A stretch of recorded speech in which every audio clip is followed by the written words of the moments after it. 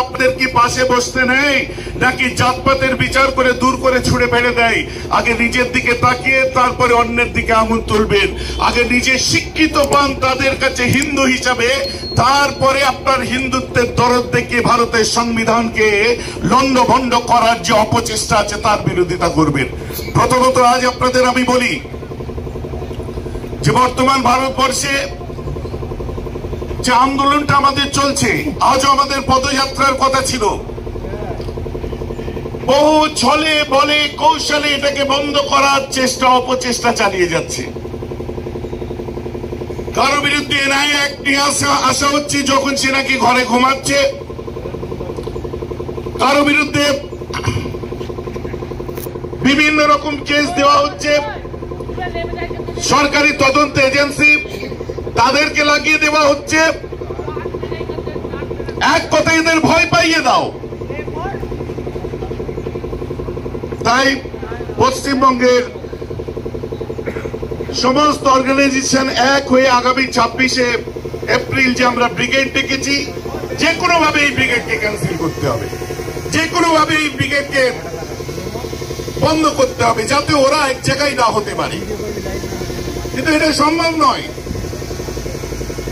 আপনাদের আমি বলে রাখি, আমাদের আন্দোলন করে হিন্দুর বিরুদ্ধে নয়, খ্রিস্টানদের বিরুদ্ধে নয়, শিখ ইসাই কারো বিরুদ্ধে নয়।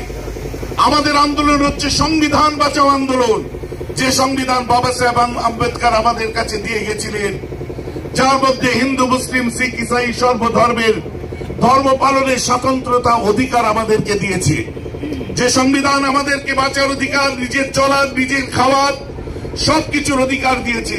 সেই সংবিধানে হাত দিয়েছে, তার জন্যই আজকে সারা দেশ গর্জে উঠেছে। শুধুমাত্র মুসলিম নয়, আজকে পার্লামেন্টে তাদেরকেও ধন্যবাদ জানাই, শিখরাও গর্জে উঠেছে, পার্লামেন্টে দেখুন হিন্দুরাও গর্জে উঠেছে, আজকে বিভিন্ন স্তরে বিভিন্ন শ্রেণীর মানুষেরা গর্জে উঠেছে, কারণ যে সংবিধানকে নিয়ে ছেলে খেলা করা হচ্ছে। তো আমাদের আমি বিশেষ কিছু কনফিডেন্সিয়াল ব্যাপার আপনাদের কাছে আলোচনা করতে পারছি না, তবে আপনারা অনেকে খবর পেয়েছেন যা 3টে দিন মাত্র বাকি আছে ফাইনাল হিয়ারিং এর।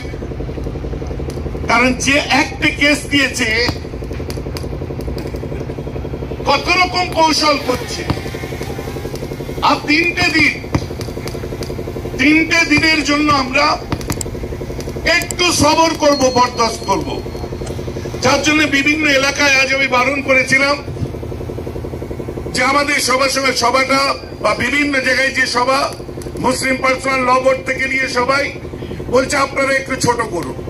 তো আজও বলেছিলাম, যেহেতু আপনারা সবাই এসে গেছেন তার জন্য আমিও ছুটে এসেছি। আমি আমরা মনে করলে এখন যা ইচ্ছা তাই করতে পারবো, কেউ রুখতে পারবে না। কিন্তু আমরা সম্মান করি সংবিধান, আমরা সংবিধানকে সম্মান করি। পুলিশ প্রশাসনের ভাইরা আমাদের কাছে, আপনারা ভাবলেন ভাইজানের সঙ্গে আলোচনা করতে এসেছে, আমার সঙ্গে আলোচনা করতে আসেনি। আমাদের সিদ্ধান্তটা জানিয়েছিলাম তাদেরকে যে আমরা এই পথে এগোতে চাচ্ছি। কারণ আপনাদেরকে বলি, এই আন্দোলন আজ আমাদের এখানে শেষ নয়, এটা সবে মাত্র শুরু। পা পা করে আন্দোলনটা হাঁটতে শিখেছে এই মাত্র। অনেক কিছু বাকি আছে, শাহিনবাগ এখনো বাকি আছে, অবস্থান বিক্ষোভ বাকি আছে, করে দেওয়া বাকি আছে, অবরুদ্ধ করা বাকি আছে, এখন অনেক কিছু বাকি। এই হুচুকে বাতালের মতো 10 দিনে 5 দিনে আমরা লাফালাফি করলাম, আর ওই থামস আপের ফেনার মতো তারপরে শেষ হয়ে গেল, শরবত হয়ে গেল। ও আন্দোলন করে কোনো লাভ হবে না। অতএব আজ আপনারা এসেছেন, একত্রিত হয়েছেন। আমি বলবো আপনারা আপনাদের প্ল্যাকেট গুলোকে নিয়ে একটু বিভিন্ন হাতে দিয়ে দূরে দূরে ছড়িয়ে দিয়ে সরিয়ে একটু দিন, সবাই যাতে পড়তে পারে। আজ আমরা বান্দা কালা কানুন, আজ আমরা কালা কানুন, যে এই কালা কানুনকে পড়াবো এখানে দাঁড়িয়ে। সংবিধান বিরোধী আর কি আছে বাকি রেখেছেন? কোনটা সংবিধান বিরোধী, কোনটা সংবিধান সম্মত আমরা জানি। আমাদের নতুন করে বুঝাবার দরকার নেই। আজকে দুঃখ লাগছে যে ভারতে, যে বাংলায় বাস করে বাঙালি হিসাবে এত বড় হলাম, যে দেশে বাস করে আজ নিজেরা মাথা তুলে দাঁড়ালাম, সেই দেশের কাছে আজকে নিজেদের নতুন করে সার্টিফিকেট দেওয়ার দরকার হচ্ছে। আমরা নাকি দেশবাসী, আমরা নাকি বাঙালি, আমরা এদেশের ছিলাম, আদেশে আছি, আদেশে থাকবো। আমরা কোনো ভাড়াটিয়া নয়, বাই ডিফল্ট আমরা ইন্ডিয়ান, বাই চয়েস ইন্ডিয়ান। তাই চিৎকার করে বলি হিন্দুস্তান জিন্দাবাদ,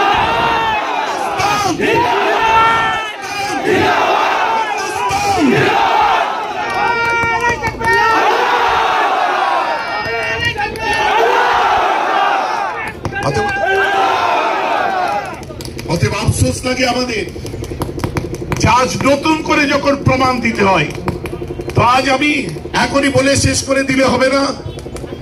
আমার যে সমস্ত গণ্যমান্য ব্যক্তি যারা আছেন তারা একটু বলবেন, তারপরে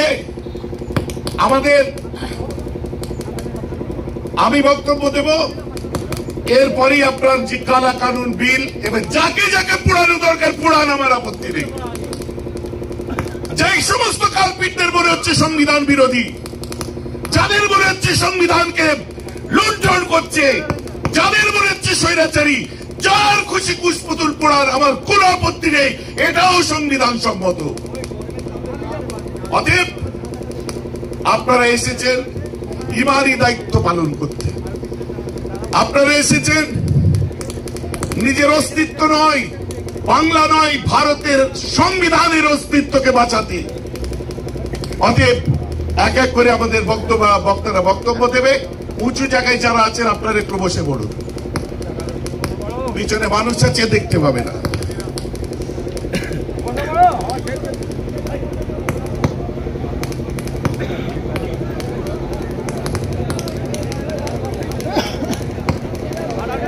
আমি আমার ছেলেদের, যুবকদের কাছে প্রশ্ন করব, বহু জায়গায় পালন করার পরেও আপনারা এত মানুষ আজকে এসে গেছেন, আমিও ছুটে এসেছি। আগামী 3 দিনের পরে যে রায়টা আসবে, তারপরে রাস্তায় যদি 1 মাস ধরে থাকতে হয়, থাকতে কারা রাজি আছেন হাত তুলুন।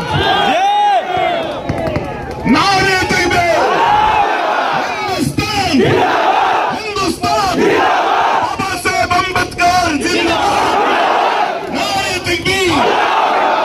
হাত নামিয়ে নিন। আজ এখানে শপথ করলেন, আল্লাহ দেখলেন, আল্লাহর সম্পত্তি রক্ষার শপথ করলেন। আর 2 কিলোমিটার হেঁটে নিয়ে দায়িত্ব পালন করে যে যার ঘরে চলে গেলেন। হই হই হই হই, আইনটা বুঝলেন না, কানুনটা বুঝলেন না, কোন জায়গায় কথা বলতে পারলেন না, ওতে লাভ আছে কি? অতএব রাস্তায় নেমে আমাদেরকে থাকতে হবে। ওই রকম ট্র্যাক্টরকে রেডি করুন, ওই রকম ট্রলি রেডি করুন। রাস্তার মধ্যে যে আমাদের বসতে হবে, ওরা 3% যদি পারে, আমরা 30% কেন পারবো না? আমরা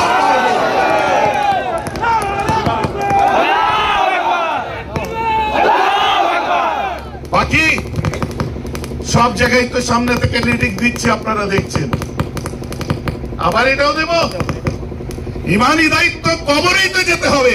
সে যে বলছে কবরও থাকবে না তোমার, মগের মূল্য পেয়ে গেছে। যাক, এখন বক্তব্য দেবেন আমাদের বিভিন্ন এলাকা থেকে যারা এসছেন গণ্যমান্য ব্যক্তিরা। আমি আপনাদের সঙ্গে এখানে শেষ পর্যন্ত, এরপরে আমাদের কালা কানুন মিডিয়ার ভাইদের আমরা বলবো, আর কত পার্সিয়ালিটি করবে, আর কত ঝামা চাপা দেবে, আর কত একটা জাতিকে চাপা দিয়ে রেখে দেবে। আজকে তুমি জমিনে চাপা দেওয়ার চেষ্টা করছো। দিল্লির ইন্ডিয়া গেটের 65,000 নাম, তখন দিল্লিতে প্রধানমন্ত্রী মাথা তুলে দেখছে 97,000 শহীদদের মধ্যে 65,000 তাদের নাম, যাদেরকে চাপা দেওয়ার চেষ্টা করছো। অবদানকে ভুলে যায়নি কেউ, তাদের অবদান ভুলে যায়নি কেউ। বীর আব্দুল হামিদের বুকে বেঁধে ট্যাঙ্কের সামনে ঝাঁপিয়ে পড়া ভুলে যায়নি কেউ। আশফাকুল্লাহ খানের গলায় ফাঁসির দড়ি দেওয়া ভুলে যায় কেউ। আমি যদি এভাবে বলি, मौलाना अबुल कलाम आजाद के भूले जाएगी क्यों? भाइयों कहाँ जा रहे हो? ये हमारा देश है, हमारे बाप दादे की कब्र इस देश में है। अपने गड्डी नीचे उतारो और हिंदुस्तान में अपने डेरा बनाओ। बोलो सुभान अल्लाह। অতএব কাদেরকে বলছে ভাবা দরকার আছে। যাই হোক, এখন আমাদের এলাকার দু একজন গণ্যমান্য ব্যক্তি তারা আলোচনা করবে।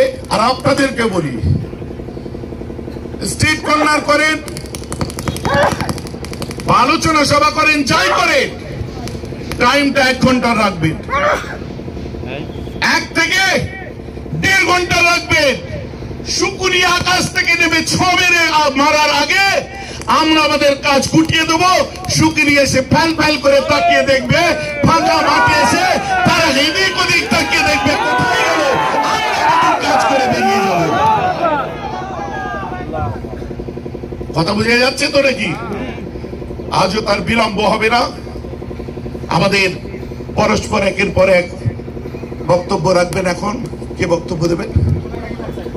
কুমড়া খাতিব এখন আপনাদের সামনে বক্তব্য দেবেন।